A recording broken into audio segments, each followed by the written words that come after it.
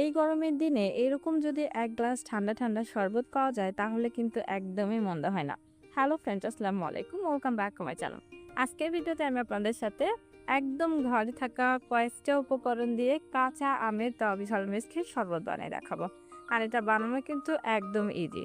তো এখন তো কাঁচা আমের সিজন প্রায় শেষের দিকে। তো আজকে আমি এখানে কতগুলো কাঁচা আম নিয়েছি, আমাদের গাছ থেকে সকালবেলা এই আমগুলো আমরা পাড়ছিলাম। তো কাঁচা আমের যে খোসাগুলো আছে সেগুলো আমি এভাবে ছিলে ছোট ছোট করে টুকরো করে নিয়েছি। আপনারা কিন্তু চাইলে কাঁচা আমের যে খোসাটা থাকে সবুজ অংশটা সেটাও দিতে পারেন, তবে অনেক সময় কাঁচা আমের সবুজ অংশটা দিলে কিন্তু একটু তিতা তিতা লাগে, এজন্য আমি খোসাগুলো ছাড়িয়ে নিয়েছি। এখন আমগুলো আমি পরিষ্কার করে ধুয়ে নিয়েছি। পরিষ্কার করে ধুয়ে নেওয়ার পরে এখন একটা ব্লেন্ডারের জারের ভিতরে আমি আগে থেকে টুকরো করে ধুয়ে রাখা কাঁচা আমগুলো দিয়ে দিচ্ছি। এখন এই ব্লেন্ডারে জারের ভিতরে আমি এখানে দিয়ে দিচ্ছি হচ্ছে 2টা কাঁচামরিচ। কাঁচামরিচটা দিলে কিন্তু শরবতের টেস্টটা অনেক বেশি ভালো আসে। আর এর সাথে আমি এখন দিয়ে দিচ্ছি হচ্ছে 1 টেবিল স্পুনের একটু কম হচ্ছে লবণ।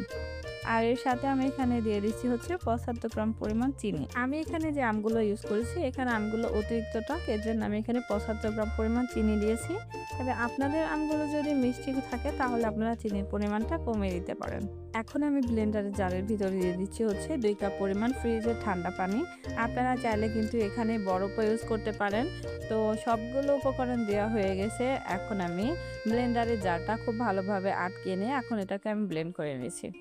ব্লেন্ড করা হয়ে যাওয়ার পরে এখন আমি যে গ্লাসগুলোতে আমের শরবতটা ঢালবো সেই গ্লাসগুলোর ভিতরে আমি দিয়ে দিচ্ছি হচ্ছে এরকম করে ক্লেমন, মানে অর্ধেকের একটু কম পরিমাণ করে আমি এভাবে ঢেলে নিয়েছি। আপনারা চাইলে কিন্তু এটা স্কিপ করতে পারেন, তবে আমার বাসার পিচ্চিগুলা ক্লেমনের সাথে কিন্তু আমের শরবতটা খেতে অনেক বেশি পছন্দ করে, এজন্য আমি দিয়েছি। তো এখন আমি যে ব্লেন্ড করে রাখলাম যে আমের শরবতটা সেটা এই গ্লাসের ভিতরে আমি ঢেলে নিচ্ছি।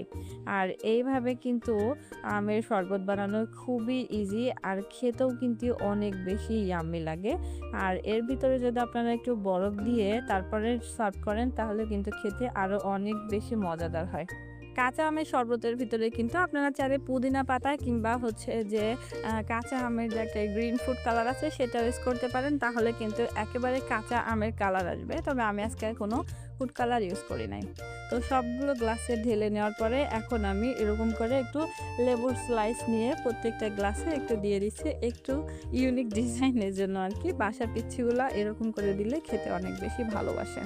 তো খুব সহজেই তৈরি হয়ে গেল এই গরমের শান্তি টক ঝাল মিষ্টি কাঁচা আমের শরবত। আর এই কাঁচা আমের শরবত বানানো যতটা সহজ, খেতেও কিন্তু মাশাআল্লাহ অনেক মজাদার। তো এই ছিল আমার আজকের ভিডিও। আশা করি আমার ভিডিওটা আপনাদের কাছে ভালো লেগেছে। আর আমার ভিডিওটা ভালো লাগলে অবশ্যই লাইক কমেন্ট করবেন, আর আপনার ফ্রেন্ডস অ্যান্ড ফ্যামিলি মেম্বারদের সাথে শেয়ার করে দেবেন। আর এরকম নতুন নতুন আরও ভিডিও পেতে আমার চ্যানেলটা সাবস্ক্রাইব করে সাথেই থাকবেন। আজ এই পর্যন্ত, সবাই ভালো থাকবেন, সুস্থ থাকবেন, আল্লাহ হাফেজ।